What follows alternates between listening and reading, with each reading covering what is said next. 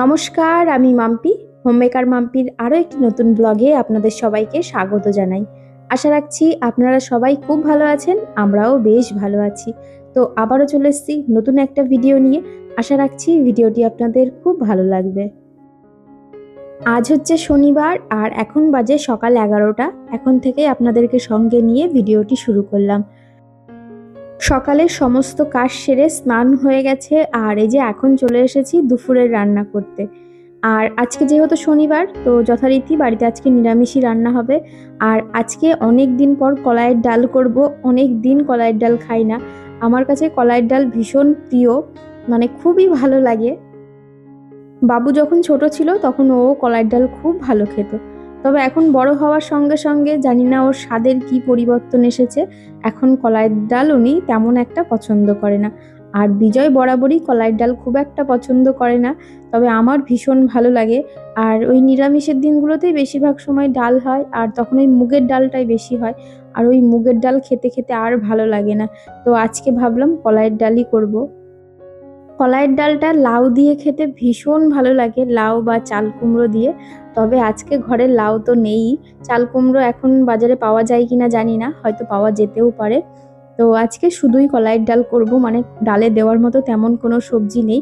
যে সবজিগুলো রয়েছে কলাইয়ের ডালে অন্তত যায় না, মানে ওই কলাইয়ের ডালে লাউ, চাল কুমড়ো, শিম, মূলো এগুলো দিয়ে খেতেই ভালো লাগে। জানি না অন্য আর কোনো সবজি দিয়ে ভালো লাগে কি না, তবে আমি তো এই কটা দিয়েই খেয়েছি। যাই হোক, ওদিকে ডালটা প্রেসারে বসিয়ে দিয়েছি আর এখন ভাতটা বসাবো। আর এই যে আজকে ভাতটা করব হচ্ছে আগারো রেজেন্সি ট্রিপল আই স্টেনলেস স্টিল সসপট। এটা হচ্ছে 3.5 লিটারের আর এটা হচ্ছে 2.5 mm থিকনেস বডি। আর এই আগারোর সসপটটি যেহেতু ট্রিপল আই বা ট্রাইপ্লাই স্টেনলেস স্টিল দিয়ে তৈরি, যে কারণে হেভি বটম, আর তার জন্য খাওয়ার নিচে ধরেও যায় না, লেগেও যায় না। আর স্টেনলেস স্টিলে কুক করা তো এমনিতেই ভীষণ হেলদি।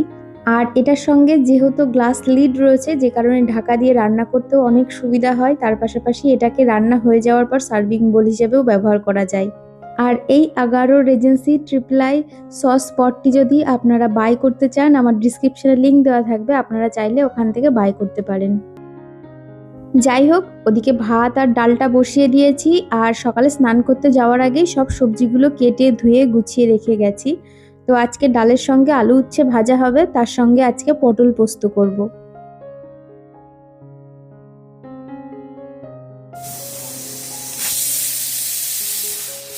তো চলুন রান্না করতে করতে কিছু কমেন্ট পড়ে নেওয়া যাক। আমার গত ভিডিওতে জীবনের ওঠাপড়া অ্যাকাউন্ট থেকে বোন কমেন্ট করেছে, খুব ভালো লাগলো, খুব সুন্দর লাগলো ভিডিও, টক দই দিয়ে আঙুর ভালো লাগলো। হ্যাঁ গো, টক দই দিয়ে আঙুর খেতে খুব ভালো লাগে, ট্রাই করেও ভালো লাগবে।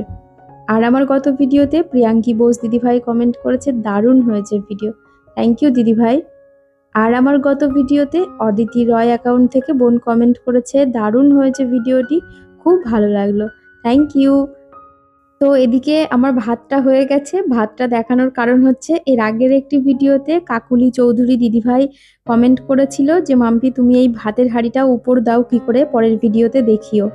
আসলে দিদিভাই এই ভাতের হাঁড়িটার লিড যেহেতু গ্লাসের, তো সেই কারণে ভাত উপর দেওয়া যায় না, যেভাবে মাড় ঝরায় আর কি। সেই কারণেই আমি একদম মাপে মাপে চাল আর জল দিয়েছিলাম, যে কারণে নিচে একদম জল শুকিয়ে গেছে। এবার ঢাকা দিয়ে আধ ঘন্টা মতো রেস্টে রেখে দিলে পরে একদম ঝরঝরে ভাত হয়ে যাবে, যেরকম আর কি প্রেশার কুকারে হয়।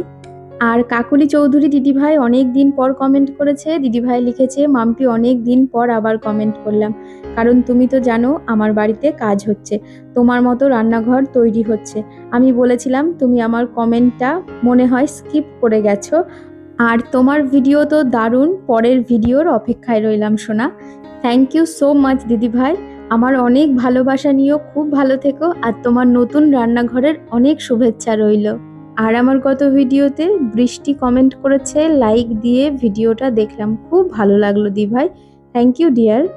আর আমার গত ভিডিওতে কমেন্ট করেছে রিয়েল লাইফ সানুলি থেকে, তো একটি বোন কমেন্ট করেছে, দিদিভাই আমি তোমার ব্লগ ডেলি দেখি, কিন্তু রোজ তো কমেন্ট করা হয় না, কিন্তু তোমার ব্লগ খুব ভালো লাগে দিদিভাই, এটা কিসের শাক একটু জানিও, আমি সানুলি গুজরাট থেকে তোমার ব্লগ দেখছি, থ্যাংক ইউ ডিয়ার।